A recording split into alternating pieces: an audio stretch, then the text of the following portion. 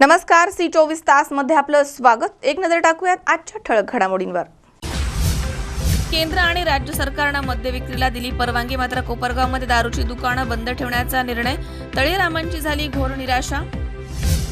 संगमनेरमध्ये मद्य विक्रीची दुकानं पुन्हा सुरू, मात्र इतर दुकानं सुरू करण्यास प्रशासनाला नेमकी अडचण काय, असाच मोठा प्रश्न। समाजसेवक शिक्षक भैरवनाथ भोसले यांना जीवे मारण्यासह नोकरीवरून काढण्याची मिळाली धमकी, गुन्हा दाखल। आणि अनैतिक संबंधास अडसर ठरणाऱ्या दिराचा संगनमतानं निर्घृण खून, 24 तासात आरोपी पोलिसांच्या ताब्यात।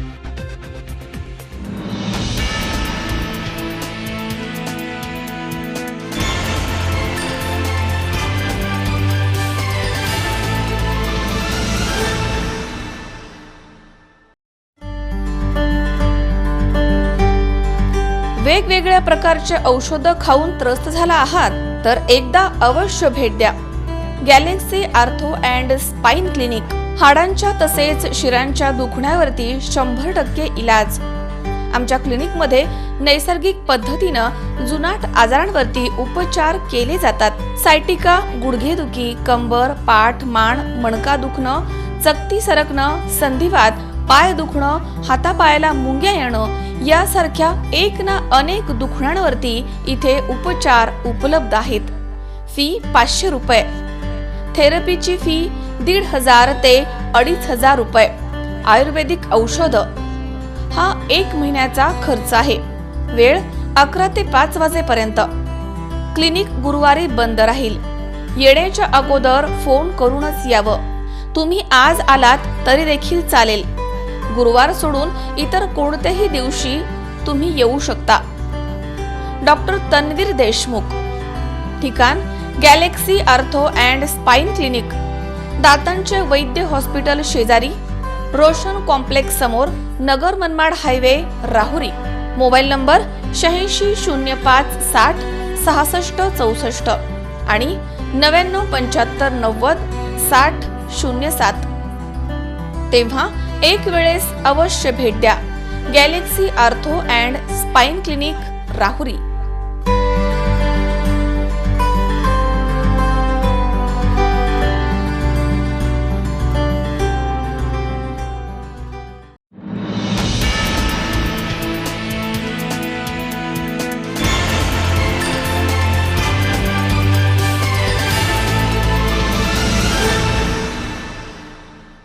बातमीपत्रात आपलं स्वागत। पाहूया सविस्तर वृत्त। जिल्ह्यामध्ये सकाळी 10 ते संध्याकाळी 5 वाजेपर्यंत मद्य विक्रीचा निर्णय घेण्यात आलाय, मात्र कोपरगाव शहरामध्ये मद्य विक्री करण्यास बंदी घालण्यात आली, त्यामुळे तळेरामांची मात्र घोर निराशा झाली आहे। जिल्ह्यामध्ये सकाळी 10 ते संध्याकाळी 5 वाजेपर्यंत मद्य विक्रीचा निर्णय घेण्यात आलाय, परंतु कोपरगाव शहरामधील मद्य विक्रीची दुकानं सुरू करता येणार नसल्याचे तहसीलदार योगेश चंद्रे आणि मुख्याधिकारी प्रशांत सरोदे यांनी सांगितलंय। त्यामुळे सकाळपासूनच वाईन्सच्या दुकानाच्या समोर दबा धरून बसलेल्या तळेरामांची निराशा झाली आणि त्यांना रिकाम्या हातानं घरी परतावं लागलंय। त्यांच्या आशेवरती पाणी फिरलंय असं चित्र बघायला मिळतंय। कोपरगाव शहरामधील सर्वच मद्य विक्रीची दुकानं ही बाजारपेठेमध्ये आहेत। याच परिसरामध्ये जीवनावश्यक वस्तूंची विक्री देखील होते, त्यामुळे या संदर्भात जिल्हाधिकारी यांच्याशी चर्चा करून तसेच त्यांच्या मार्फत पाहणी करूनच सदरची दुकानं सुरू ठेवण्यासंदर्भात निर्णय घेण्यात येणार आहे असं तहसीलदार यांनी सांगितलंय। मात्र तुर्तास तरी दुकानं उघडणार नसल्याचे तहसीलदार योगेश चंद्रे म्हणाले आहेत। कालच मान्य जिल्हाधिकारी साहेबांच्या आदेशाने नगर जिल्ह्यातील जे वाईन शॉप उघडण्यासंदर्भात आदेश प्राप्त झालेले आहेत, त्या अनुषंगाने कोपरगाव शहरातील जे वाईन शॉप असतील, ऑर्डरमध्ये नमूद केल्याप्रमाणे बाजारपेठेतील व्यापारी संकुलातील व एका लाईनमध्ये तर 5 पेक्षा जास्त दुकानं असतील, त्यातील दुकाने उघडण्यात येऊ नये असे स्पष्ट आदेश आहे। त्या अनुषंगाने तहसीलदार साहेब, PI साहेब व आम्ही स्वतः चर्चा करून शहरातील जे दुकानं मार्केट एरियामध्ये बाजारामध्ये आहेत ते उघडण्यात येऊ नये या संदर्भात माननीय SP साहेबांना आम्ही अहवाल पाठवलेला आहे। आपण प्रत्यक्ष खात्री करावी व त्यानंतर निर्णय घ्यावा। तोपर्यंत कुठल्याही प्रकारचे दुकानं वाईन शॉप उघडू नये असं आम्ही त्यांना सांगितलेलं आहे। त्यामुळे कोणी या संदर्भात गैरसमज करून दुकाने उघडण्याचा प्रयत्न करू नये असं मी आपल्याला आवाहन करतो। दरम्यान कोपरगाव शहरामध्ये सकाळपासूनच मद्य विक्रीच्या दुकानासमोर तळेरामांनी भरपूर गर्दी केली होती। त्यांना पोलिसांनी पिटाळून लावलंय, त्यामुळे त्यांच्या आनंदामध्ये विरजण पडलंय. शहरात वाईन्स उघडण्यासाठी चालू असल्यामुळं, लोकांना जाहिरात असल्यामुळं, टी व्हीवर बातम्यात पाहिल्यामुळं लोक दारू दुकानी बाहेर गर्दी करता, इकडे बघताय. हे चालू झाले बाहेर महसूल विभागाने शासनाला पैसे मिळणार आहे दारूच्या माध्यमातून. हे लोकांना बी डुप्लिकेट दारू पिण्यापेक्षा ही ओरिजिनल दारू पिली चांगली गोष्ट आहे. मजक्या लोकांना दिलं बाहेर. आणि इतर जरी हे जर बंद राहिले तर हे बंद राहिले नाही. हे आता वयस्कर लोक आहेत, त्यांना एकदम लई दिवसापासून दारू पिण्याची रोज सवय, त्या लोकांना त्रास होतोय. ते लोक सांगते नाही. दारूची गोष्ट अशी की घरात सुद्धा बोलता येत नाही काहींना. याच्यावर शासनाने बी थोडं घेतलेलाच निर्णय, तर मग गावात बी चालू झाली बाहेर, असं बाकीच्या गावात बी चालू आहे. आणि छुप्या पद्धतीने कुठं चालू असते का दारू वगैरे? काय दर आहे? पुस्तीने सांगता येणार नाही, पण लोक आता त्यानारी ते कुठून बी तयार करतायचे. आणि पोलिसांना बी कुठं दारू भेटतीचे छाप्यात. हां, असल्याशिवाय तर तिकडे जास्त पैसे द्यावं लागतंय एक हिशोबाने. 150 रुपयाची क्वार्टर 400 रुपयाला घ्यावं लागते बाहेर. त्याच्यापेक्षा शासनाला पैसे आलेली कधी बी चांगली. योगेश डोके, C24 तास, कोपरगाव. करमाळ्यामध्ये थर्मल स्कॅनिंगला सुरुवात झाली आहे. याद्वारे आतापर्यंत 11,000 नागरिकांची तपासणी पूर्ण झाली आहे. यासाठी नगरपालिकेचे कर्मचारी होम टू होम जाऊन तपासणी करत आहेत. सोलापूर जिल्ह्यामध्ये कोरोना विषाणूचा प्रसार वाढला आहे, त्यामुळे जिल्ह्यात भीतीचं वातावरण निर्माण झालंय. या पार्श्वभूमीवर कोरोना विषाणूच्या संक्रमणास वेळीच अटकाव घालण्यासाठी विविध पातळीवरती आता मोठे प्रयत्न सुरू झालेत. याच रणनीतीचा भाग म्हणून नगराध्यक्ष वैभवराजे जगताप यांच्या मार्गदर्शनाखाली करमाळा शहरामधील सर्व नागरिकांचे थर्मल स्कॅनिंग करण्यास सुरुवात करण्यात आली आहे. आतापर्यंत 8 पैकी 4 प्रभागांची तपासणी पूर्णपणे झाली आहे, अशी माहिती मुख्याधिकारी वीणा पवार यांनी दिली आहे. यामध्ये प्रत्येक नागरिकाची स्वतंत्र अशी तपासणी होत आहे. शरीराचे 37.5 अंश सेल्सिअस पेक्षा जास्त तापमान आढळून आल्यास त्या व्यक्तींना पुढील उपचारांसाठी उपजिल्हा रुग्णालयामध्ये पाठवण्यात येणार आहे. ही तपासणी नगरपालिकेचे कर्मचारी, शिक्षक यांच्याद्वारे करण्यात येते. मुख्याधिकारी व्यक्तिशः या मोहिमेमध्ये सहभागी होत असल्यामुळे आणि दररोज शहरात स्वतः फिरून लोकांना योग्य ती काळजी घेण्याचे आवाहन करत असल्यामुळे नागरिकांकडून त्यांचं मोठं कौतुक होत आहे. नमस्कार, मी वीणा पवार, मुख्याधिकारी करमाळा नगर परिषद. करमाळा नगर परिषदेने कोरोना संसर्गजन्य आजार हा आजार नवा आजार आहे आणि याच्यावर अजूनही कोणतीही लस उपलब्ध नसल्याने त्याला होऊ न देणं म्हणजे त्याच्यावर प्रतिबंध करणं हे गरजेचं असल्यामुळं आपण प्रतिबंधात्मक जे काही उपाय शासनाने सांगितले आहेत ते सर्व उपाय आपल्याला पाळायचे आहेत. त्यातील सर्वात महत्त्वाचं आहे ते म्हणजे आपण घरी बसायचं आहे. कुटुंब प्रमुखांनी असं नियोजन करायचं आहे की 15 ते 20 दिवसानंतरच आपण घराच्या बाहेर पडणार आहोत. त्याचप्रमाणे आपण जेव्हा बाहेर जाणार आहोत तेव्हाही आपण 6 फुटाच्या अंतरावर पुढच्या व्यक्तीच्या पासून लांब राहिलं पाहिजे. सुरक्षित अंतर, सोशल डिस्टन्स या नियमाचं आपण तंतोतंत पालन केलं पाहिजे. करमाळा नगरपालिकेने कोरोना संसर्गजन्य आजाराच्या पार्श्वभूमीवर घरोघरी जाऊन थर्मल स्कॅनिंग ला सुरुवात केलेली आहे.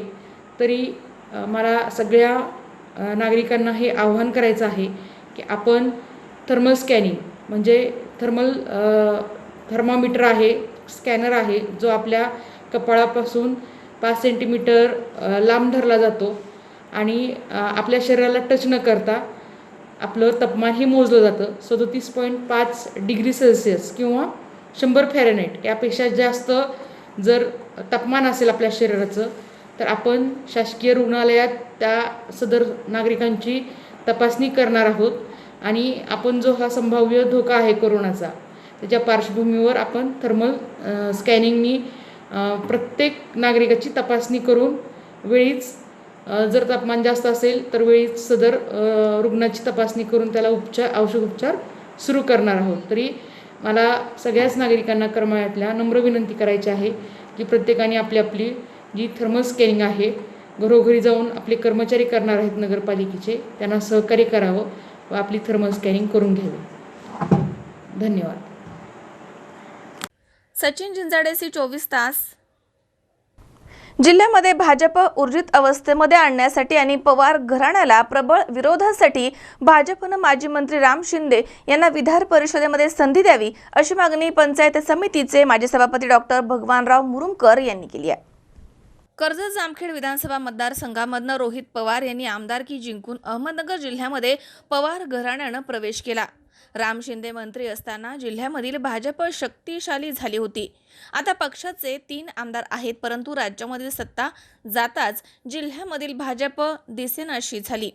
जिल्ह्यात भाजप ऊर्जित अवस्थेमध्ये आणण्यासाठी आणि पवार घराण्याला प्रबळ विरोधासाठी भाजपनं माजी मंत्री राम शिंदे यांना विधान परिषदेमध्ये संधी द्यावी अशी मागणी पंचायत समितीचे माजी सभापती डॉक्टर भगवानराव मुरुमकर यांनी केली आहे. कोरोनाच्या पार्श्वभूमीवर विधान परिषदेची निवडणूक होते. भाजप 4 जागा जिंकू शकतो, यासाठी अहमदनगर जिल्ह्यामधनं माजी मंत्री राम शिंदे यांची वर्णी लावावी यासाठी राज्यामधनं प्रयत्न सुरू आहेत. आमदार राम शिंदे यांच्यासह जिल्ह्यामधील शिवाजीराव कर्डिले, स्नेहलता कोल्हे, बाळासाहेब मुरकुटे, वैभव पिचड या मातब्बर नेत्यांचा विधानसभा निवडणुकीमध्ये पराभव झाला होता. या पराभवामागील सूत्रधार भाजप नेते विखे पितापुत्रांवरती आरोप करण्यात आला होता. तसेच जिल्ह्यामध्ये त्यांचं वर्चस्व असलं तरी पक्षापेक्षा त्यांचा सौतसुभा गट कार्यरत असतो. पक्ष म्हणून त्याकडे ते पाहत नाहीत. लोकसभा निवडणुकीपर्यंतच त्यांचा पवार घराण्याला विरोध होता. त्यानंतर त्यांचा विरोध मावळलाय. यातूनच सर्व काय ते सिद्ध होत आहे. नमस्कार, मी डॉक्टर भगवान मुरुमकर बोलतो, माजी सभापती तथा विद्यमान पंचायत सदस्य जामखेड. काल केंद्रीय निवडणूक आयोगानं महाराष्ट्र राज्याच्या विधान परिषदेच्या निवडणूक घेण्यासाठी परवानगी दिली. एक आनंद वाटला आणि त्यामध्ये आमचे नेते अहमदनगर जिल्ह्याचे माजी पालकमंत्री आमदार राम शिंदे साहेब यांचं नाव बऱ्याच व्हॉट्सअप ग्रुपला काही पेपरला आलं की संभाव्य उमेदवार कोण असतील. पंकजसाहेब मुंडे, त्याचबरोबर विनोदजी तावडे, एकनाथजी खडसे साहेब, नामदार राम शिंदे साहेब अशी 4 नावं भारतीय जनता पार्टीमार्फत संभाव्य उमेदवार आले. एक मनापासून आनंद वाटला की नामदार राम शिंदे साहेब हे परत विधान परिषदेमध्ये आमदार होत आहेत. नामदार राम शिंदे साहेब यांनी मागील 5 वर्षामध्ये राज्यमंत्री असताना आणि कॅबिनेट मंत्री असताना या मतदारसंघामध्ये जे काही भरीव काम केलं ते गेल्या 50-60 वर्षामध्ये कधी नव्हे एवढं काम नामदार साहेबांनी या मतदारसंघात आणि अहमदनगर जिल्ह्यामध्ये केलं. आपण जर पाहिलं तर आतापर्यंत सातत्याने अहमदनगर जिल्हा हा काँग्रेसचा बालेकिल्ला म्हणून संबोधत होता. या बालेकिल्ला खिंडार पडून मागच्या निवडणुकीमध्ये जिल्ह्यामधल्या पंचायत समिती असतील, नगरपालिका असतील, ग्रामपंचायती असतील, जिल्हा परिषदमध्ये चांगल्या प्रमाणात घवघवीत यश प्राप्त केलं आणि बऱ्याचशा संस्था, मार्केट कमिटी असेल, ह्या संस्था नामदार राम शिंदे यांच्या कुशल कौशल्याने भारतीय जनता पार्टी ताब्यात आली.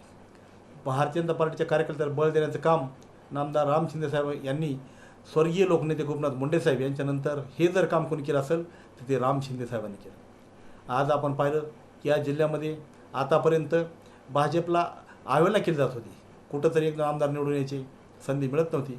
परंतु आमच्या कार्यकर्त्या सुदैवानं केंद्रामध्ये मोदींचं सरकार आलं आणि राज्यामध्ये देवेंद्र फडणवीस मुख्यमंत्री झाले. त्यांच्या माध्यमातून राम शिंदे साहेबांना सुरुवातीला 6 महिने राज्य मंत्रिपद मिळालं. मंडळी डोंकूनही पाहत नाहीत. आज आपण पाहिलं की 17 लोक पॉझिटिव्ह आले. यामध्ये एक मयत झाला, काही परदेश नागरिक होते. तर अशा अवस्थेमध्ये राम शिंदे साहेबांनी लोकांना आधार दिला. अंत्योदयसारखी महत्त्वाकांक्षी योजना होती गरिबांची. ह्या योजनेसाठी साहेबांनी निर्णय घेतला की त्या रेशन दुकानदाराला अंत्योदय लाभार्थी जेवढे असतील मतदारसंघात तेवढे लोकांचे पैसे मी भरतो. 20-25 लाख रुपये खर्च होता. तर त्या ठिकाणी ह्या सत्ताधारी लोकांनी विरोध केला आणि GR काढला की असे पैसे आपल्याला भरता येणार नाहीत. परंतु मित्र, गरिबाचं काम होतं हे आडवायला नको केलं तर जामखेडमध्ये पुन्हा कोरोनाचा शिरकाव होणार नाही आणि आपली आजही साखळी या 3 दिवसात खंडित झाली आहे. त्यामुळे खंडित झालेली साखळी पुन्हा जोडली जाऊ नये यासाठी प्रत्येक नागरिकांनी दक्षता घ्यावी. आणि आज हा प्रसंग प्रत्येकावर आहे. अनेक गरीब कुटुंबाला आज खाण्यापिण्याच्या अडचणी आहेत. अनेक स्वयंसेवी संस्था पुढवून त्यांना मदत करत आहेत. त्या संस्थेचे मी आभार मानतो. आणि ज्याच्याकडे दानत आहे त्यांनी अशा स्वरूपाची मदत ह्या महामारीमध्ये करावी अशी सर्व जनतेला प्रमुख नेते मंडळीला विनंती करतो आणि थांबतो. जय हिंद, जय महाराष्ट्र. गणेश राठोड, C24 अहमदनगर. या ठिकाणी वेळ झाली छोट्याशा विश्रांतीची. अवघ्या काही क्षणात परत येतोय. तुम्ही पाहत राहा C24 जगा वर्तमानात बिनधास्त.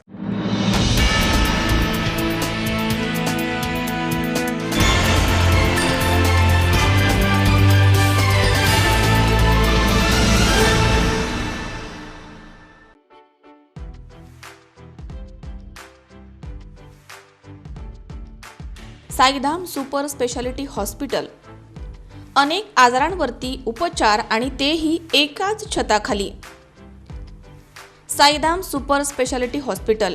आमच्याकडील उपलब्ध सुविधा पुढील प्रमाणे: अत्याधुनिक लेप्रोस्कोपी आणि वंध्यत्व निवारण सेंटर, दुर्बिणीद्वारे गर्भाशय पिशवी काढणं, गर्भनलिका आणि बीजांडावरील सर्व ऑपरेशन्स, पोटावर एकही टाका न घेता गर्भपिशवी काढणं, गर्भपिशवी बाहेर येणं यावरती गर्भाशय न काढता उपचार, वेदनारहित सुलभ प्रसूती सल्ला आणि सेवा, प्रसूती आणि स्त्रीरोग अतिदक्षता विभाग, IUI, कॅन्सर निदान आणि उपचार, सुसज्ज ऑपरेशन थिएटर आणि प्रसूतीगृह, सोनोग्राफी आणि अतिदक्षता विभाग, 24 तास अत्यावश्यक सेवा, व्यसनमुक्ती केंद्र, तंबाखू गुटखा दारू या व्यसनांवरती उपचार, लैंगिक संबंध दोष आणि त्यावरती उपचार, स्त्रियांमधील रक्तदाब, थायरॉइड, मधुमेह यावरती उपचार, गर्भपिशवी कॅन्सर निदान आणि उपचार, तसेच अपेंडिक्स, हर्निया, आतड्यांचे विकार,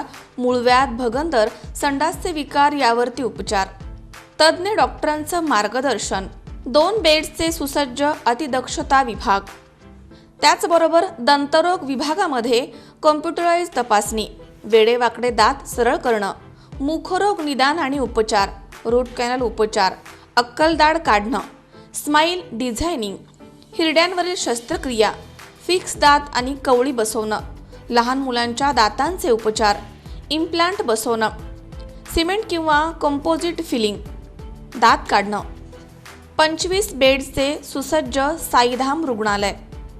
डॉक्टर स्वप्नील माने, स्त्रीरोग कर्करोग तज्ज्ञ, लॅप्रोस्कोपी सर्जन. Mobile number 7498136701. नमस्कार, मी डॉक्टर स्वप्नील माने, स्त्रीरोग तज्ज्ञ. गेल्या 7 वर्षापासून साईधाम हॉस्पिटलच्या माध्यमातून आम्ही रुग्णांची सेवा करत आहोत. आमच्या संस्थेचं मेन उद्दिष्ट आहे अल्पदरात शस्त्रक्रिया. तर या हॉस्पिटलमध्ये स्त्रीरोग, प्रसूती, कॅन्सर आणि दंत यावर आम्ही रुग्णांना सेवा देत आहोत. जास्तीत जास्त रुग्णांनी या सेवेचा फायदा घ्यावा. धन्यवाद. Saidham super speciality hospital. ठिकाण कोर्ट एरिया, भाग्यश्री हॉटेल शेजारी, नगर मनमाड हायवे, राहुरी, तालुका राहुरी, जिल्हा अहमदनगर. दूरध्वनी क्रमांक 02426 235500.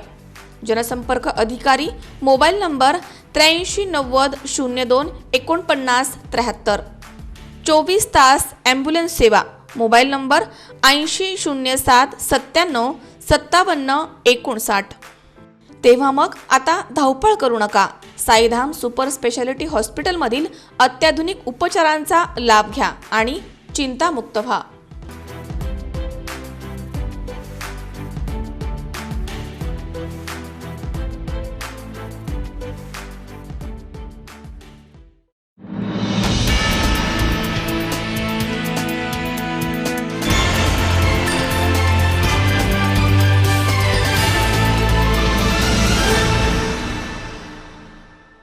विश्रांतीनंतर बातमीपत्रात पुन्हा एकदा आपलं स्वागत.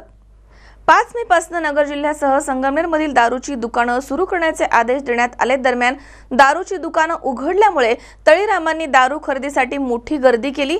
दरम्यान दारूची दुकानं सुरू, मात्र इतर दुकानं सुरू करण्यास प्रशासनाला अडचण काय आहे असाच प्रश्न आता उपस्थित होतोय.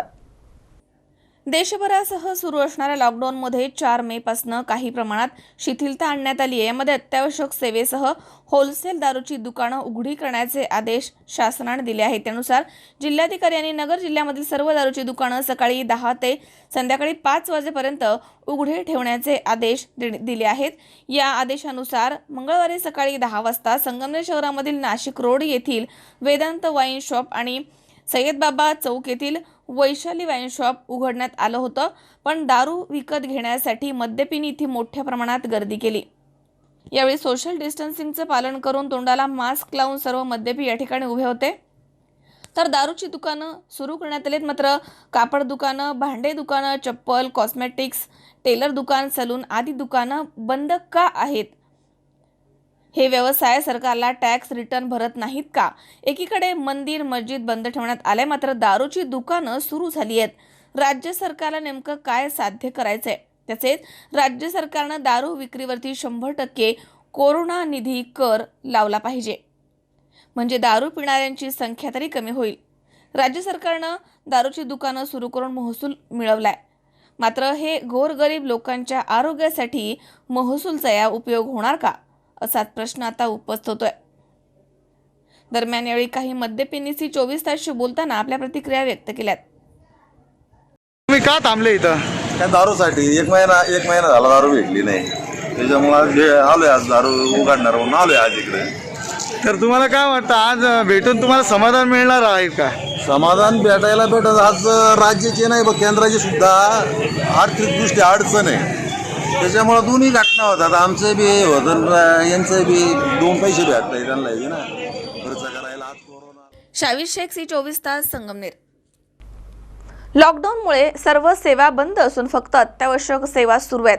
अहमदनगर जिल्हा ऑरेंज झोनमध्ये आहे, मात्र तरी देखील नियम अटी घालून व्यवहार सुरू करण्यास जिल्हाधिकारी यांनी आदेश काढलाय. मात्र कोपरगाव तालुक्यात पूर्वीप्रमाणेच लॉकडाऊन सारखी परिस्थिती असणार आहे, असा निर्णय घेण्यात आलाय.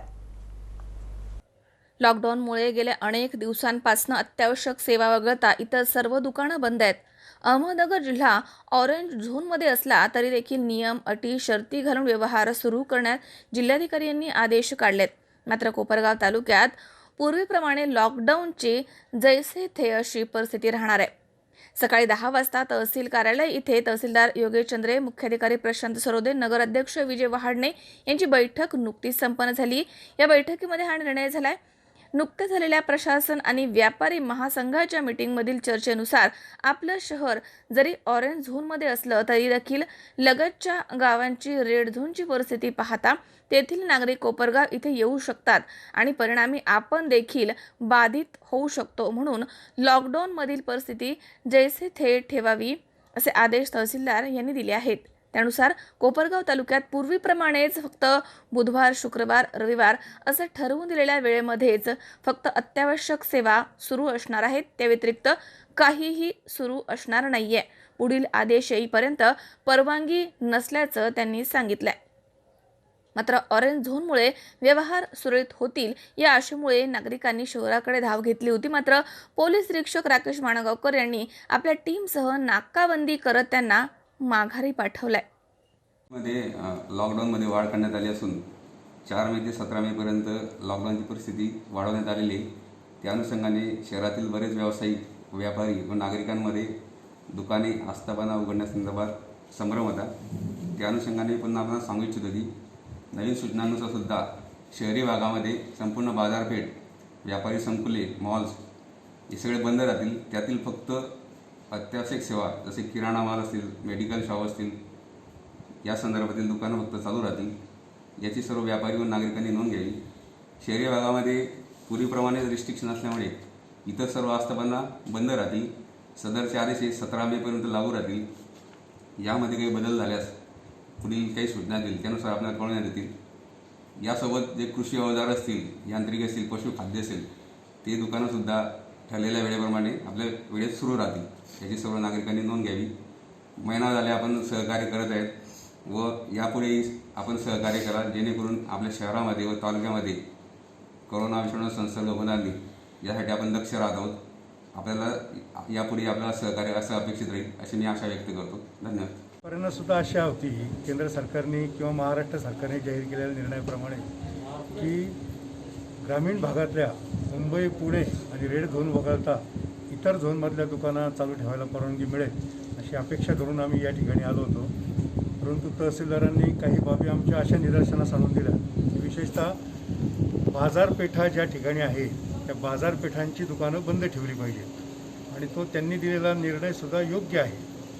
त्याच्यामुळं पूर्वीप्रमाणे जी काही परिस्थिती होती की कोपरगाव शहरातल्या अत्यावश्यक सेवेची दुकानं केवळ रविवार, रविवार, बुधवार आणि शुक्रवार या 3 दिवस चालू ठेवण्याचा निर्णय प्रशासन आणि व्यापारी महासंघ, किराणा मर्चंट असोसिएशन, सगळ्या प्रकारचे व्यापारी या ठिकाणी आहेत, त्यांच्या बैठकीत झालेला आहे. आम्ही म्हणणं मांडलं होतं आमचं की दररोज जर दुकानं उघड्या ठेवल्या तर गर्दी कमी होईल. काही कमी दिवस आणि कमी वेळ दुकानं उघड्या असल्यामुळे गर्दीचं प्रमाण वाढतं. परंतु प्रशासनाने सांगितलेलं म्हणणं देखील आम्हाला पटलं की आपल्या कोपरगावच्या आजूबाजूचे जे गावं आहे, विशेषतः येवला असेल, संगमनेर असेल, या भागात मालेगाव, त्या भागात कोरोनाचा प्रादुर्भाव जास्त आहे.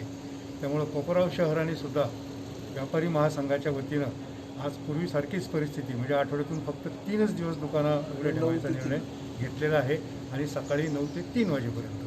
त्यासुद्धा अत्यावश्यक सेवा ज्या ठिकाणी आहेत त्याच ठिकाणची दुकानं, तीच दुकानं उघडत राहतील. योगेश डोखे, C24 तास, कोपरगाव.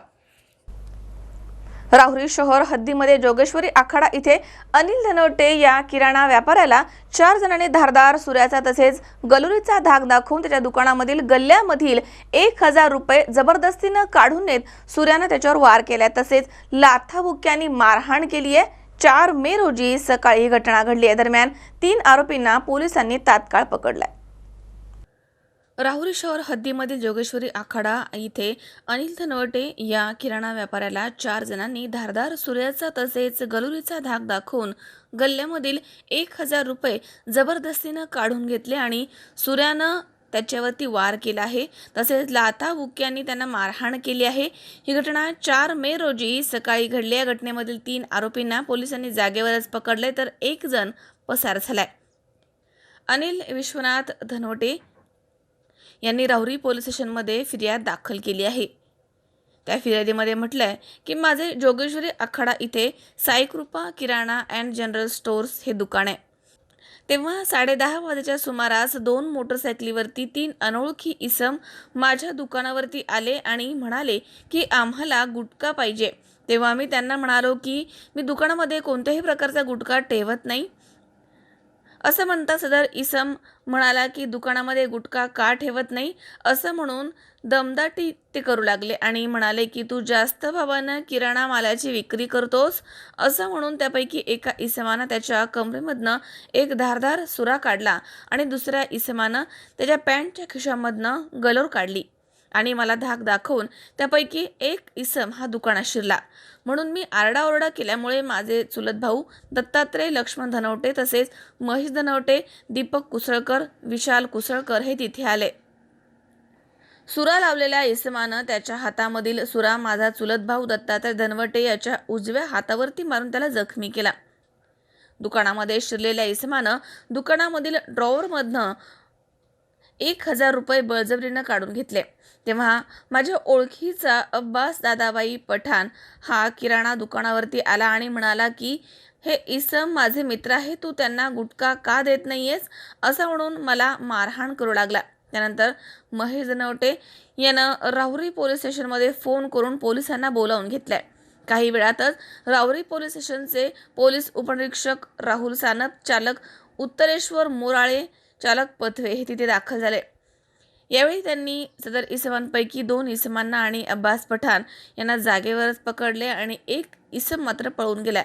तेव्हा पोलिसांनी आमच्या समक्ष 2 इसमांना त्यांची नावं विचारली असता राजेश लक्ष्मण शिंगजाला, अमोल रावसाहेब वाघ अशी नावं त्यांनी सांगितली आहे. तर पळून गेलेला इसम ज्यानं दुकानातील ड्रॉवरमधील पैसे बळजबरीनं काढून नेले त्याचं नाव सूरज जगधने असं सांगण्यात आलंय.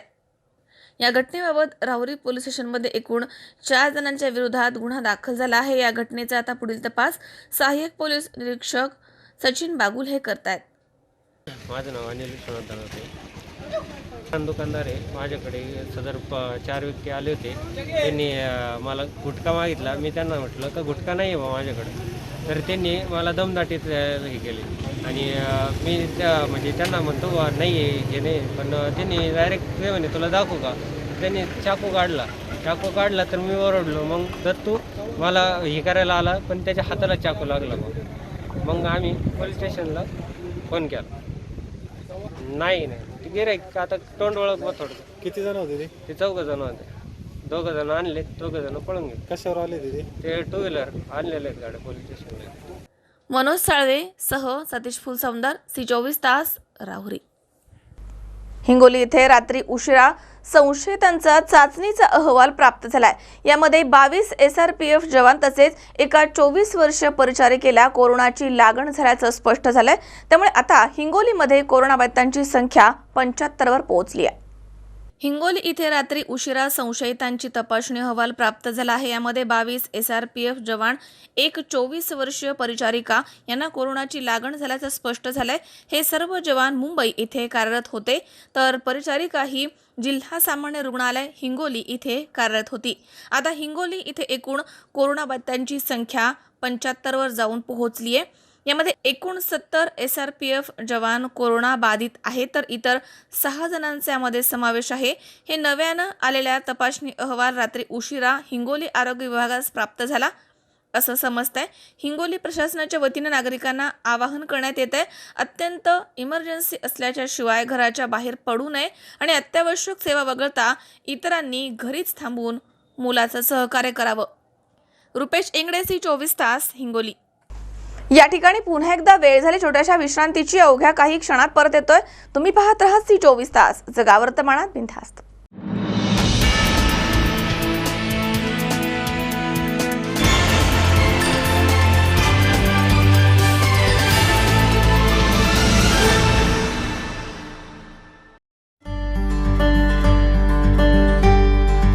वेगवेगळ्या प्रकारचे औषधं खाऊन त्रस्त झाला आहात तर एकदा अवश्य भेट द्या. Galaxy ortho and spine clinic. हाडांच्या तसेच शिरांच्या दुखण्यावरती 100% इलाज.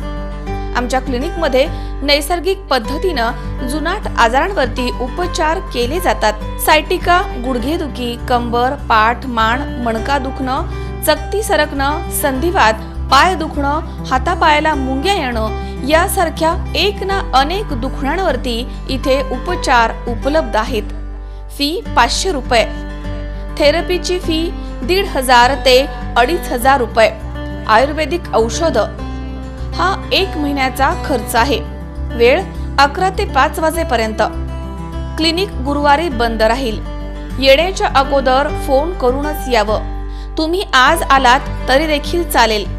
गुरुवार सोडून इतर कोणत्याही दिवशी तुम्ही येऊ शकता. डॉक्टर तन्वीर देशमुख. ठिकाण galaxy ortho and spine clinic, दातांचे वैद्य हॉस्पिटल शेजारी, रोशन कॉम्प्लेक्स समोर, Nagar Manmad highway, Rahuri. Mobile number 8605 60 66 64 आणि 9975 90 60 07. तेव्हा एक वेळेस अवश्य भेट द्या. Galaxy ortho and spine clinic, Rahuri.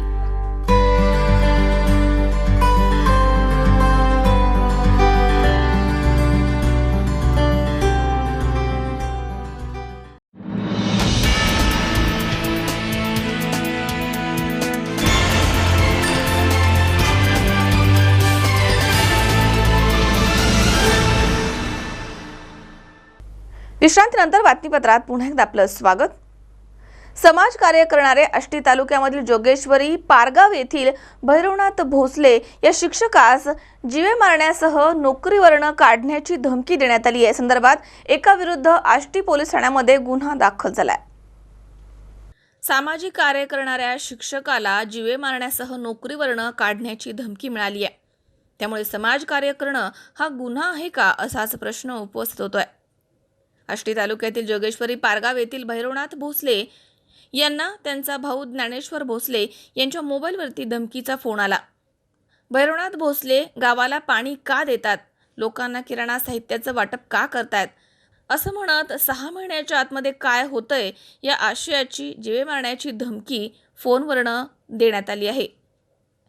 Bhairavnath Bhosale यांचे बंधू ज्ञानेश्वर भोसले यांच्या मोबाईलवरती हा फोन आलाय. यासाठी आष्टी पोलीस ठाण्यामध्ये दखलपात्र गुन्ह्याची नोंद झाली आहे. गेल्या काही दिवसांपासून भैरवनाथ भोसले सर त्यांच्या स्वतःच्या गावात अन्नछत्र सुरू करून समाजकार्य करत आहेत. त्यामधनं 1000 ते 1200 गरजू लोक तिथे जेवण करतायत. त्यांच्या स्वतःच्या विहिरीमधनं पूर्ण गावाला मोफतपणे पाणी देण्यात येत आहे. याला राजकीय वळण देत काही राजकीय लोकांनी पोलिसांना मध्यस्थीला घालून हे सर्व बंद करण्यास सांगितलं. मात्र सरांनी हे समाजकार्य बंद केलं नाहीये. दरम्यान सरांनी हे समाजकार्य बंद केलं, परंतु 2-3 दिवसांपूर्वी सरांच्या भावाला मोबाईलवरती धमकी देण्यात आली आहे. याविषयी राष्ट्रवादी युवक काँग्रेसचे प्रदेश अध्यक्ष महबूब भैया शेख यांच्याशी पाण्याची व्यवस्था स्वतःच्या खर्चातून केली आहे आणि काही अज्ञान व्यक्तीने त्यांना धमकी दिली आहे. याविषयी तुमचं मत काय आहे? निश्चित अशा सामाजिक काम करणाऱ्या माणसाला धमकी देण्याचा प्रकार हा निश्चित निंदनीय आहे.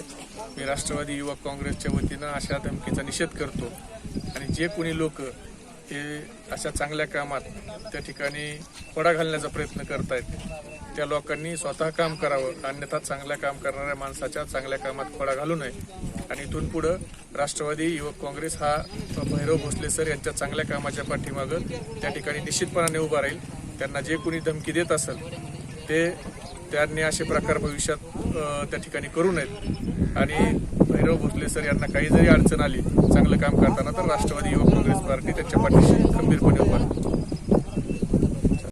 आमचे प्रतिनिधी यांनी बातचीत केली आहे. संगमनेर कृषी उत्पन्न बाजार समितीमध्ये भरणारा होलसेल भाजीपाला विक्रेत्यांचा बाजार आता रणजित ग्राउंडमध्ये भरण्यास सुरुवात करण्यात आली आहे. यावेळी इथे गर्दीचा उच्चांक दिसला, तसेच सोशल डिस्टन्सचा पुरता फज्जा उडालाय. संगमनेर कृषी उत्पन्न बाजार समितीमध्ये भरणारा होलसेल भाजीपाला विक्रेत्यांचा बाजार आता रणजित ग्राउंडमध्ये भरण्यास सुरुवात झाली आहे. या ठिकाणी मोठ्या प्रमाणात नागरिकांनी गर्दी केलेली बघायला मिळाली आहे. यावेळी कोरोनाची कोणत्याही प्रकारची भीती या नागरिकांमध्ये दिसत नव्हती, तर कोणीही सोशल डिस्टन्सिंगचं पालन करत नव्हतं. यावेळी या ठिकाणी उभे असलेलं प्रशासन देखील कोणतीही कारवाई करताना दिसलं नाहीये. त्यामुळे संगमनेरकरांना कोरोना संकटाचं गांभीर्य लक्षात येणार तरी कधी असाच प्रश्न आता निर्माण झालाय. तसेच ही गर्दी कमी करण्यासाठी प्रशासन आता काय उपाययोजना करणार आहे हे बघणं आता औत्सुक्यता ठरणार आहे. शावीर शेख, C24 तास, संगमनेर. 5 मे पासून लॉकडाऊनच्या 3ऱ्या टप्प्यात केंद्र आणि राज्य सरकारनं मद्य विक्रीला काही नियमांसह परवानगी दिली आहे. दरम्यान अहमदनगर शहरामध्ये सकाळी दारूच्या दुकानांच्या बाहेर सोशल डिस्टन्सचं पालन करत गर्दी बघायला मिळाली आहे. 24 मार्चला संपूर्ण देशामध्ये लॉकडाऊन झाल्यानंतर अत्यावश्यक सेवा वगळता सर्व वस्तूंच्या विक्रीवरती बंदी घालण्यात आली होती. मद्य विक्रीवर देखील बंदी घालण्यात आली आहे. दरम्यान लॉकडाऊनच्या 3ऱ्या टप्प्यामध्ये केंद्र आणि राज्य सरकारनं मद्य विक्रीला काही नियमांसह परवानगी दिली आहे. अहमदनगर जिल्हा ऑरेंज झोनमध्ये असल्यामुळे जिल्हाधिकारी आणि राज्य उत्पादन शुल्क विभागानं मंगळवारपासून शहर आणि जिल्ह्यामधील किरकोळ दारू विक्री दुकानं उघडण्यास परवानगी दिली आहे. अर्थातच सोशल डिस्टन्सिंग ठेवून या दारू विक्रीला परवानगी देण्यात आली आहे. शहरामध्ये एकंदरीतच चित्र पाहिलं तर सकाळच्या सत्रामध्ये बहुतांश दारू दुकानांच्या बाहेर लोकांच्या रांगा बघायला मिळाल्या आहेत. इथे ठराविक अंतर ठेवून तळीराम दारू खरेदी करत होते. याविषयीचा आढावा घेतलाय आमचे अहमदनगरचे प्रतिनिधी गणेश राठोड यांनी. नमस्कार, मी राजेश रमेश सातपुते, राहणार केडगाव. माझं FL2 लायसन आहे करशेटची माइन्स म्हणून. ते निफ्टी परिसरात आहे. तर 1.5 महिन्यापासून लॉकडाऊन असल्यामुळे दारूचे दुकानं सर्व बंद आहेत. त्या कारणाने आता कलेक्टर साहेबांनी आदेशाने उद्या उघडण्याचे आदेश दिलेला आहे. पण माझं एकच विनंती सर्व लोकांना, कोणीही गर्दी करू नका, नियमाचं पालन करा, लोकांमध्ये डिस्टन्स ठेवा आणि सगळ्यांना मिळेल असं पद्धतीने सहकार्य करावे. आणि पोलीस प्रशासन, राज्य उत्पादन शुल्क असो, यांना अडचण येऊ नये किंवा हे जास्त गर्दी केल्यास ही दुकानं परत बंद पाडली जातील. त्यामुळे हे लॉकडाऊन वाढू शकतं. त्यामुळे आपण सर्वांनी काळजी घ्या, सॅनिटायझर वापरा, मास्क वापरा आणि आरोग्य सेतूचा ॲप वापरून सरकारला मदत करा. अहमदनगर जिल्ह्यामध्ये जिल्हाधिकारी महोदयांनी दारूवरची बंदी उठवलेली आहे. या कोरोनाच्या साथीमध्ये वाईन शॉप, देशी दारूचे दुकान आणि बिअर शॉपीमध्ये मद्याची विक्री होणार आहे. यासाठी काही नियम व अटी घालून देण्यात आलेल्या आहे. या नियम व अटींचे पालन न करणारे लायसन्स रद्द करण्यात येतील. या मद्य विक्रीमध्ये वेळ निश्चित करण्यात आलेली असून सुधारित वेळ सकाळी 10 ते संध्याकाळी 5 ही आहे. मद्य विक्रेत्यांना सॅनिटायझर, त्याचप्रमाणे ग्राहकांनी तोंडाला मास्क आणि प्रत्येकामध्ये 6 फुटाचं अंतर ठेवण्याची आवश्यकता आहे. आता नाशिकचा जो अनुभव बघता, जर ग्राहकांनी नियमाचे भंग केले किंवा लायसन्सनी नियमाचे भंग केले तर ते तात्काळ दुकान बंद करण्यात येईल आणि सर्वांना आव्हान आहे की त्यांनी नियमांचे काटेकोरपणे पालन करावे. त्याचप्रमाणे लायसन्सिंग नूतनीकरणाची सर्व प्रक्रिया सर्व अधिकाऱ्यांकडून पूर्ण करूनच लायसन्स सुरू करावे. धन्यवाद. गणेश राठोड, C24 तास, अहमदनगर. या ठिकाणी पुन्हा एकदा वेळ झाली छोट्याशा विश्रांतीची. अवघ्या काही क्षणात परत येतोय. तुम्ही पाहत राहा C24 तास, जगा वर्तमानात बिनधास्त.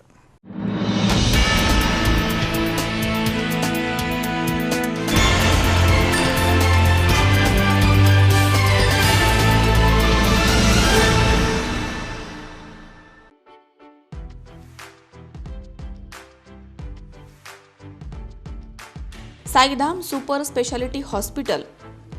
अनेक आजारांवरती उपचार आणि तेही एकाच छताखाली.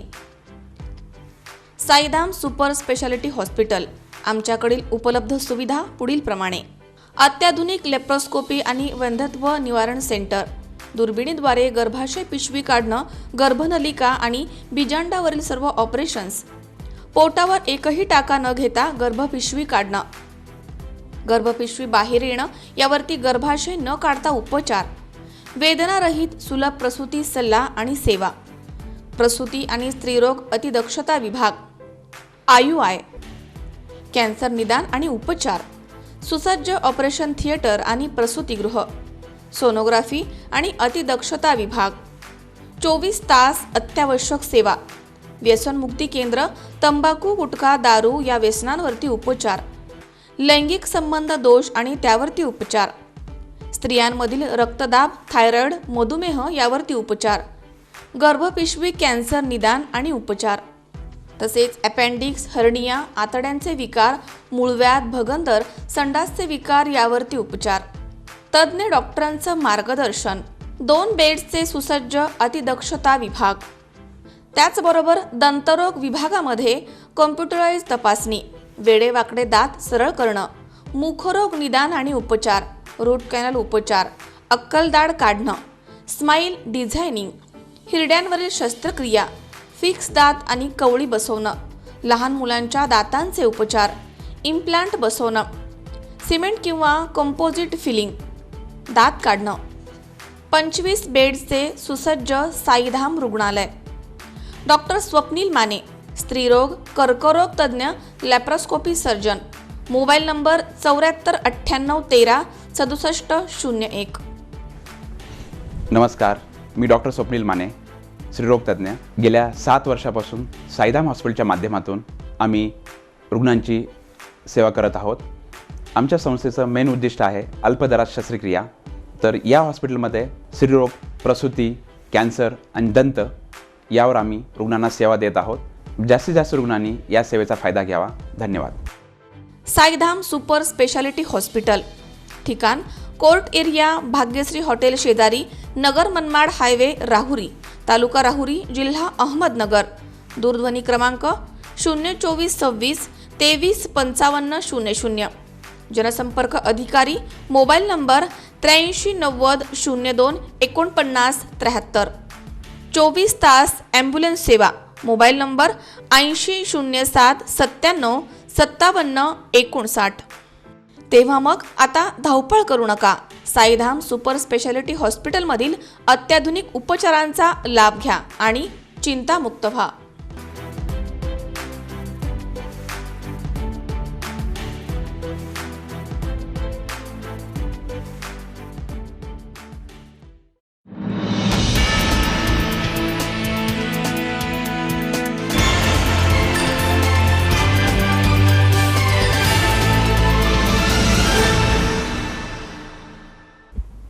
विश्रांतीनंतर बातमीपत्रात पुन्हा एकदा आपलं स्वागत. आढळगाव येथील मुकुंद वाकडे या तरुणाचा निर्घृण खून करणाऱ्या आरोपीस स्थानिक गुन्हे शाखा आणि श्रीगोंदा पोलिसांच्या संयुक्त पथकानं जेरबंद केलाय. दत्ता पठाडे असं त्याचं नाव आहे. आढळगाव येथील मुकुंद जयसिंग वाकडे या तरुणाचा निर्घृण खून करणाऱ्या आरोपीस स्थानिक गुन्हे शाखा आणि श्रीगोंदा पोलिसांच्या संयुक्त पथकानं जेरबंद केलाय. दत्ता अंकुश पठाडे असं त्याचं नाव आहे. दरम्यान मयत मुकुंदच्या भाऊजाई आणि आरोपी दत्तात्रय पठाडे यानं संगनमत करून दीराचा खून केल्याचे पोलीस तपासामध्ये उघड झालंय. पोलीस अधीक्षक अखिलेश कुमार सिंह, अप्पर पोलीस अधीक्षक सागर पाटील यांनी पत्रकार परिषदेमध्ये माहिती दिली आहे. यावेळी पोलीस उप अधीक्षक संजय सातव, दिलीप पवार, दौलतराव जाधव या ठिकाणी हजर होते. आडळगाव येथील मुकुंद वाकडे याचा गळा चिरून निर्घृण हत्या करण्यात आली आहे. या प्रकरणी जिल्हा पोलीस अधीक्षक अखिलेश कुमार, अप्पर पोलीस अधीक्षक सागर पाटील यांनी गंभीर दखल घेत तपासणीबाबत सूचना केल्या होत्या. स्थानिक गुन्हे शाखा आणि श्रीगोंदा पोलीस पथकानं संयुक्तरित्या तपास सुरू केला होता. दरम्यान तिघे जण संशयित म्हणून ताब्यात घेण्यात आले होते, मात्र त्यांच्याकडे गुन्ह्याबाबत कुठलीच ठोस माहिती मिळत नव्हती. दरम्यान मयत वाकडे यांच्या घरी दत्ता पठाडे या गावामधीलच तरुणाचे जाणं येणं असल्याची माहिती समोर आली. पोलीस पथकानं त्याला ताब्यात घेतलं. विचारपूस केली असता सुरुवातीला त्यानं उडवडीची उत्तरे दिली, मात्र उडवडीची उत्तरं फार काळ टिकू शकली नाही आहेत. मयत मुकुंद याचा आपणच गळा चिरून हत्या केल्याची माहिती त्यानं दिली आहे आणि गुन्ह्याची कबुली दिली आहे. गेल्या 3 वर्षांपासून मयत मुकुंद वाकडे यांच्या घरी आरोपी दत्ता पठाडे याचं जाणं येणं होतं. याच दरम्यान आरोपी दत्ता पठाडे याची मयत मुकुंद याच्या भावाच्या बायकोशी ओळख झाली. ओळखीचं रूपांतर प्रेमात झालं. गेल्या 3 वर्षांपासून या दोघांचे प्रेमसंबंध सुरू होते. ते संबंध मयत मुकुंद याला माहीत झाल्यामुळे तो आरोपी आणि भाऊजाईला ब्लॅकमेल करत होता. गेल्या काही महिन्यांपासून मयत मुकुंद हा भाऊजाईची छेड देखील काढत होता. ही बाब त्या भाऊजाईनं आरोपी दत्तात्रयला सांगितली. ही माहिती समजताच आरोपी सुडाणा पेटला. आरोपी दत्तात्रय याला मयताच्या भाऊजाईनं फोनवरनं संपर्क करून मयत मुकुंद औषध फवारणी करण्यासाठी जाणार आहे असं सांगितलं. त्यानुसार आरोपी हा दुचाकीवरनं डाळिंबाच्या शेतामध्ये गेला. यावेळी मुकुंद हा औषध फवारणी करत होता.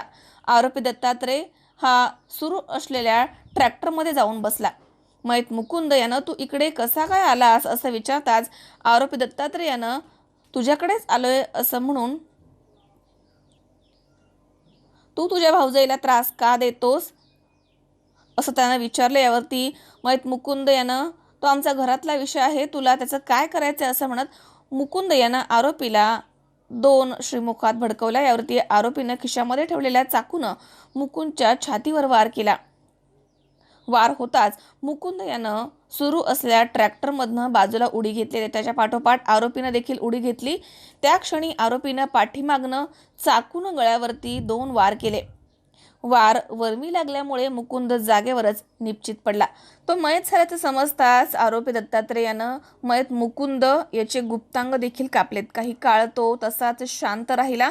बाजूला सुरू असणाऱ्या ठिबकच्या पाईपनं त्यानं हात धुतले आणि घराकडे धूम ठोकली आहे. घराजवळच असणाऱ्या एका विहिरीत अंगामधील जर्किंग आणि चाकू त्यानं फेकून दिला.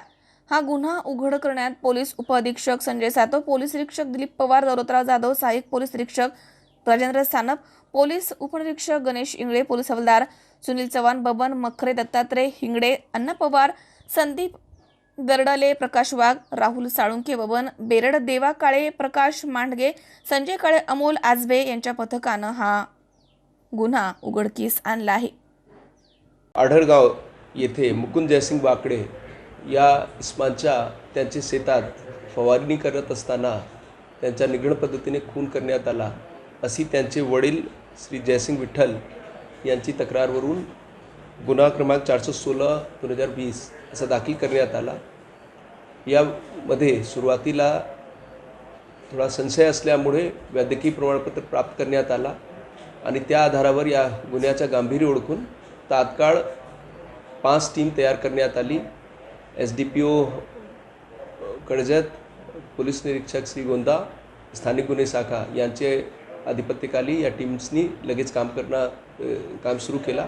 अपर पोलीस अधीक्षक नगर आणि SDPO कर्जत या दोघांनी याच्यामध्ये बारीकाईने लक्ष ठेवून सातत्याने पाठपुरावा केला आणि 24 तासातच हे गुन्हा आता उघडकीस आलेला आहे.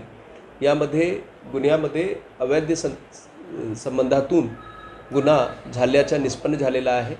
आरोपी दत्तात्रय अंकुश पठाडे यांना ताब्यात घेऊन त्यांच्याशी चौकशी केल्यानंतर त्यांनी गुन्ह्याची कबुली दिलेली आहे आणि यामध्ये आणखी कोणाचा आणि कसे पद्धतीचा सहभाग आहे त्याप्रमाणे गुन्ह्यामध्ये कोणसा हत्यार वापरला आहे आणि इतर काय याची धागेदोरी आहे याबाबत अतिशय सखोल पद्धतीने कसून पद्धतीने योग्यरित्याने तपास करण्यात येत आहे.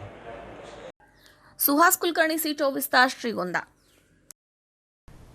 राहुरी शहरामध्ये 5 मे रोजी काही वेळ दारूची दुकानं उघडल्यानंतर इथे मद्यपींनी तुफान गर्दी केली. यावेळी सोशल डिस्टन्सचा पुरता फज्जा उडालाय.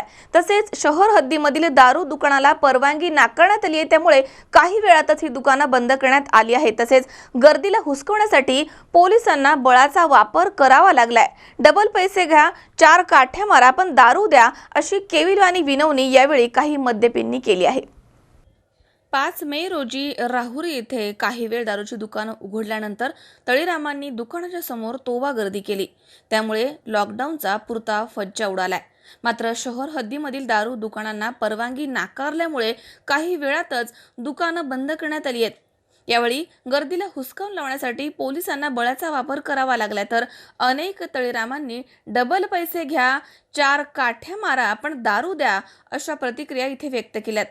कोरोना व्हायरसचा प्रादुर्भाव रोखण्यासाठी पंतप्रधान नरेंद्र मोदी यांनी 22 मार्चपासून लॉकडाऊन जाहीर केले. तेव्हापासून सर्व बाजारपेठांसह दारूची दुकानं बंद आहेत. फक्त जीवनावश्यक वस्तूंची विक्री सुरू आहे. 2 दिवसांपूर्वी केंद्र सरकारनं दारूच्या दुकानांना काही नियम आणि अटी शर्ती घालून सकाळी 10 ते संध्याकाळी 5 वाजेपर्यंत दारू विक्री करण्यास परवानगी दिली आहे. त्यानुसार 5 मे रोजी राहुरी येथील दारू विक्री दुकानाच्या समोर तळीरामांनी सकाळी 8 वाजल्यापासूनच नंबर लावून गर्दी केली. जणू काही खिंड लढायची आहे. अशा जोशात सर्वच तळीराम दुकान उघडण्याची इथे आकांताने वाट बघत होते. दुपारी 12 वाजता दुकान उघडल्यानंतर तळीरामांनी टाळ्या वाजवून प्रशासनाचे एक प्रकारे आभारच मानलेत. मात्र दुकानाच्या समोर एकच झुंबड उडाली. त्यामुळे सर्व लॉकडाऊनचा पुरता फज्जा उडालाय. तहसीलदार फसेउद्दीन शेख, पोलीस निरीक्षक राहुल सानप, गणेश शेळके हे तात्काळ फौज फाट्यासह घटनास्थळी दाखल झाले. यावेळी शहरामध्ये सुनील वाईन्स, मोटवानी वाईन्स तसेच किशोर वाईन्स ही दुकानं बंद करून सील ठोकण्यात आलंय. मात्र काही तळीरामांची गर्दी कमी होत नव्हती. हे पाहून प्रशासनाला बळाचा वापर करावा लागलाय. तसेच सौम्य लाठी चार्ज देखील करत गर्दीला हुसकावून लावण्यात आलाय. डबल पैसे घ्या, 4 काठ्या मारा, पण दारू द्या, अशा प्रतिक्रिया काही तळीरामांनी यावेळी व्यक्त केल्यात. चालू करायचं नव्हतं तर मग नाही म्हणून सांगायचं नाही. टीव्हीला माहिती दिली, बातमी आली, उद्यापासून चालू होणार आहे, सगळं होणार आहे. आणि मग हे असं का, असं याला अडचण काय येऊ राहिली? 10चा टायमिंग, आज 11:30, दीड तासात एवढे लोक घरी गेले असते. तुम्ही काय सारखं होऊ राहिलं नाही? कोणाला हौस आहे का काय एवढ्या उन्हामध्ये थांबायचं? ऊन वाढत चाललंय, गर्दी वाढत चालली. नाही म्हणून सांगा, लोक घरी जातील, कशाला थांबतील? काय भानगड? किती वेळ लागेल हो चालू व्हायला? काय पाहिजे तुम्हाला? नाही आम्हाला वाईन पाहिजे. काय पाहिजे? माहीत पाहिजे. किती दिवस झाले तुम्ही पिले नाही? बस महिना 2 महिने झाले. पिले नाही तुम्ही इतके दिवस? नाही. आता पाहिजे का तुम्हाला? हो मग म्हणजे आता हे पाहिलं का, हे आजारी गुडघा दुखतोय, पाठीचे मणके दुखतात, पोट दुखतं, भाकरी इतकं त्याचं महत्व आहे काही जनतेला. जेवण नाही मिळालं तरी चालेल का? अहो जेवणही पाहिजे, हे पाहिजे ना, झोपही आली पाहिजे. तुमचं नाव काय? सुभाष साळुंके. पैसे देऊन नेऊ राहिलेत ना. 1.5 महिन्यानंतर दारूचं दुकान चालू होतात, तुम्हाला कसं वाटतं? नाही कसं वाटतं म्हणजे लवकर चालू व्हायला पाहिजे. 12 वाजले आता इथं एवढ्या उन्हात लोक उभं राहिलेले. चालू व्हायचं असेल तर हा म्हणावं, नसेल व्हायचं तर नाही म्हणून सांगाव ना. जनतेला त्रास नाही ना देऊ. तुम्हाला काही त्रास होतो का प्यायल्याने? तर प्यायला नाही, पण उन्हात उभं राहिल्याने त्रास होतोय ना.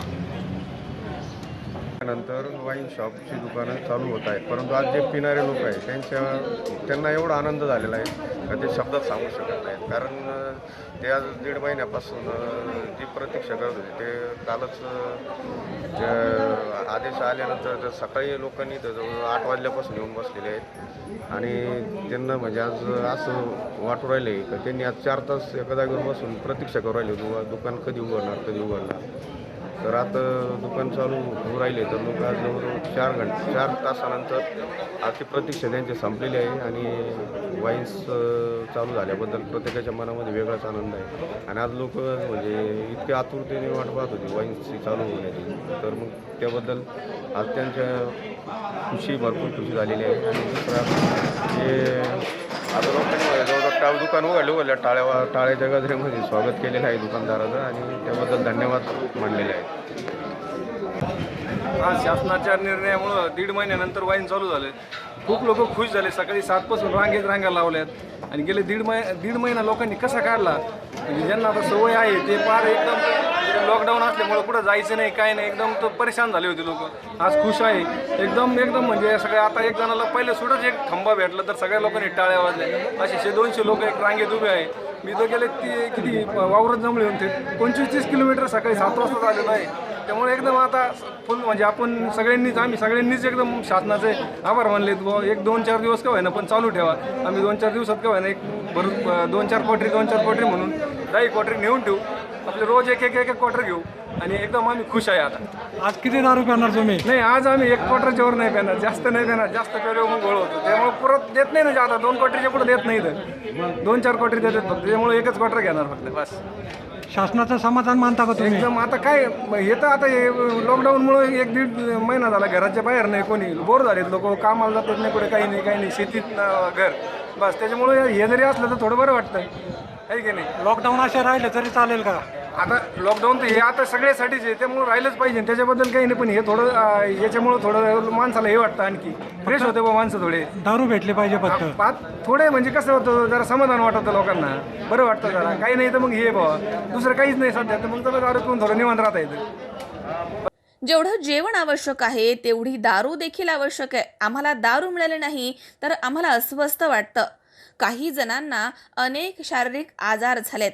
दारू पिल्यानंतर आम्हाला बरं वाटतं, अशा प्रतिक्रिया काही जणांनी व्यक्त केल्यात.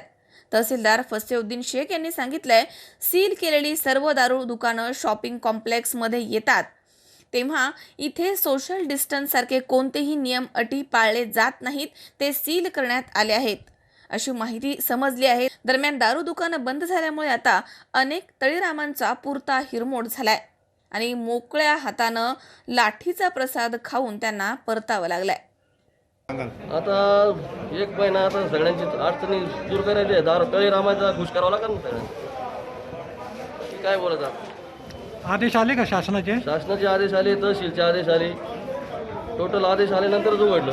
एका गिऱ्हाईकाला किती दारू देणार? एक गिऱ्हाईकाला 1 गंबा 2 युनिट किंवा 4 क्वार्टर, त्याच्यावर परवानगी नाही. मनोज साळवे सह सतीश फुलसौंदर, C24 तास, राहुरी. पुन्हा एकदा पाहूयात काही ठळक घडामोडी. केंद्र आणि राज्य सरकारनं मद्य विक्रीला दिली परवानगी, मात्र कोपरगावमध्ये दारूची दुकानं बंद ठेवण्याचा निर्णय. तळीरामांची झाली घोर निराशा.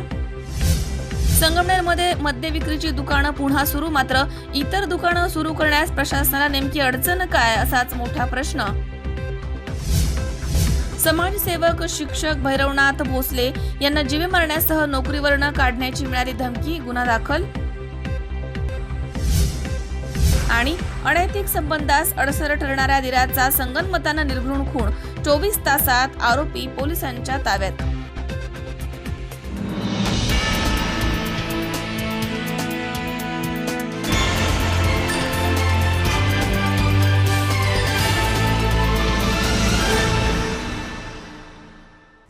याच बरोबर बातमीपत्रात आज वेळ झाली इथेच थांबण्याची.